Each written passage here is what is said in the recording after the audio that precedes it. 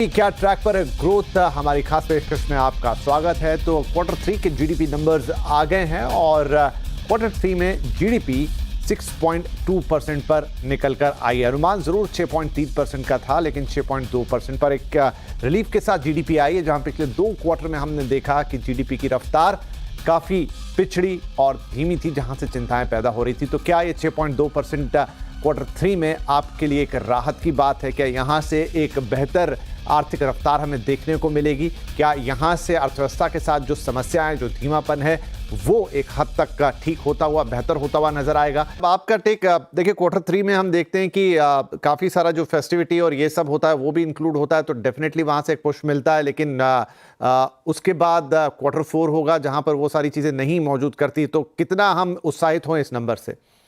मुझे ज्यादा उत्साहित होने की नई संभावना दिख रही है। मैं क्यों बताऊं कि आप सोचिए कि जब शक्तिकांता दास उनके लास्ट जो पॉलिसी थी, वहां पर जो 5.4 का उन्होंने ये अनुमान दिखाया था हमें, और कहा था कि उन्होंने कि 6.8% अगले क्वार्टर का होगा।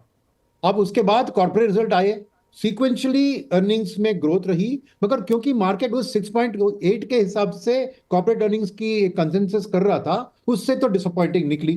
तो नेचुरली, जैसे आदित्य जी कह रही थी, उन्होंने अपना 6.8 आरबीआई गवर्नर का उन्होंने रिड्यूस किया, अभी उससे भी कम आया है। और इसके बावजूद कि ये फेस्टिवल सीजन, क्योंकि दिवाली के बाद, दिवाली भी लास्ट क्वार्टर में थी, क्रिसमस भी लास्ट क्वार्टर में थी, तो उसका इंपैक्ट पूरा दिखने के बावजूद खाली 6.2 आया है। तो मार्केट जरूर इससे थोड़ी नाराज होगी, क्योंकि जो एक पिकअप होना था 6.8 के हिसाब से तो बिल्कुल नहीं हुआ। सेकेंड बात यह है कि उस क्वार्टर में इन्फ्लेशन मानते हैं थोड़ा ज्यादा था, तो इस क्वार्टर में अगर आप उसको प्रोजेक्ट करें, अभी इन्फ्लेशन थोड़ी घट रही है, मगर मेरे ख्याल में अभी भी कंज्यूमर सेंटिमेंट उस इन्फ्लेशन को ऑब्जॉर्व करके इस क्वार्टर में मैं कोई ज्यादा एक उछाल नहीं देख रहा हूं। तो मैं आदित्य से सहमत हूं कि इस साल की जो ग्रोथ के जो अनुमान 7% की किया गया था, वो तो बिल्कुल नहीं होगा, और उनके जो नंबर है उसके करीब ही आएगा। मगर मुझे मार्केट के बारे में देखें तो मार्केट ऑलवेज फ्यूचर के बारे में सोचता है। अब अगले क्वार्टर की बात करें तो इस क्वार्टर की जो एक खास चीज आपने देखा, जो क्वार्टर के नंबर है, एग्रीकल्चर की ग्रोथ सीक्वेंशियली बहुत बढ़िया रही है। वो अच्छी खबर है, क्योंकि अच्छी हार्वेस्ट की इंपैक्ट, तो उसके कारण जो रूरल में ऑलरेडी डिमांड का पिकअप हो रहा है वो सस्टेन हो सकता है। और अभी रबी क्रॉप का भी आउटपुट आ जाएगा, तो शायद उसके कारण इन्फ्लेशन भी घट सकती है, और सेकंड, रूरल डिमांड भी पिकअप हो सकती है। तीसरा है, ये जो बजट में 1 लाख करोड़ का टैक्स के छूट दिया गया था, उसका इंपैक्ट अगले साल में ही दिखेगा ना, वो अगले साल वाली बजट है ना।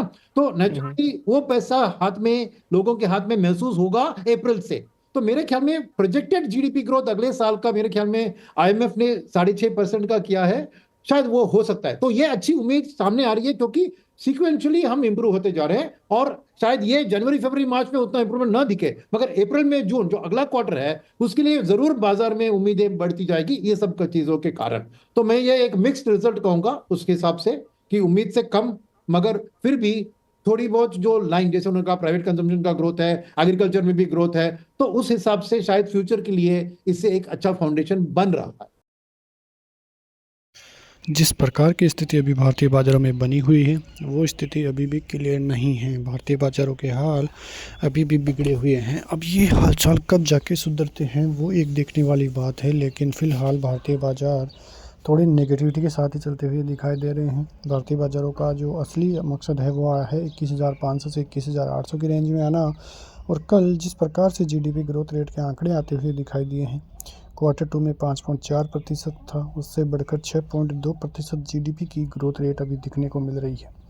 लेकिन ये ग्रोथ रेट भी देखें तो भारतीय बाज़ारों के लिए कम ही है, क्योंकि यदि भारतीय बाज़ारों को विकसित बनना है तो उसके लिए भारतीय बाज़ारों में 7.2% की दर से ग्रोथ जीडीपी रेट की होनी ही चाहिए। तब जाके ये अनुमान रहेगा कि भारतीय बाज़ारों में आने वाले दिनों में ज़बरदस्त ग्रोथ देखने को मिलेगी। यहाँ पे आप देखें तो कल भी भारतीय बाज़ारों में बहुत भारी तरीके से एफआईएस की सेलिंग देखने को मिली है। 11,439 करोड़, ये आंकड़ा बहुत ही बड़ा आंकड़ा है एफआईएस की तरफ से सेलिंग का। डीआईएस ने भी कमी नहीं छोड़ी, 12,300 करोड़ की बाइंग उन्होंने की।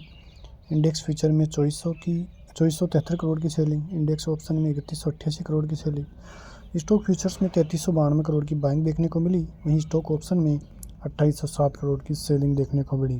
तो एफआईआईज का इस प्रकार का आंकड़ा आना भारतीय बाजारों के लिए काफ़ी नेगेटिविटी लेकर आया, और इस आंकड़े में कब जाके सुधार होगी ये अब देखने वाली बात है, क्योंकि भारतीय बाज़ारों में जिस प्रकार की सेलिंग अभी चलती हुई दिखाई दे रही है उससे अब तक ये अनुमान नहीं है कि भारतीय बाज़ारों में जो बाइंग है वो कब जाके आएगी और भारतीय बाज़ारों के हालात कब जाके सुधरते हुए नजर आएंगे। टोटल आंकड़ा 3 लाख करोड़ से भी पार जा चुका है अक्टूबर के महीने से अब तक भारतीय बाज़ारों में सेलिंग का, और ये सेलिंग का आंकड़ा यदि ऐसे ही बढ़ता रहा तो भारतीय बाज़ारों में और ज़्यादा नेगेटिविटी की स्थिति बनती रहेगी। और ये जो सुधार है वो अब तक आने वाला नहीं है, ये आपने भी देखा है। अब कुल मिला के देखें तो भारतीय बाज़ार अभी जिस रेंज में है उस रेंज से और थोड़ी बहुत गिरावट यदि हम मान के चले तो 21,800 का स्तर एक ज़बरदस्त सपोर्ट जोन का काम करेगा। यहाँ से बाज़ार में रिवर्सल के पूरे संकेत दिखाई देते हैं। अब यहाँ से यदि भारतीय बाज़ारों में बाइंग आती है तो बाइंग भी बहुत ही ज़बरदस्त तेज़ी से आती हुई दिखाई देगी, क्योंकि जिस प्रकार की सेलिंग का आंकड़ा भारतीय बाज़ारों में आया है वो सेलिंग एक बहुत ही बड़ी सेलिंग है।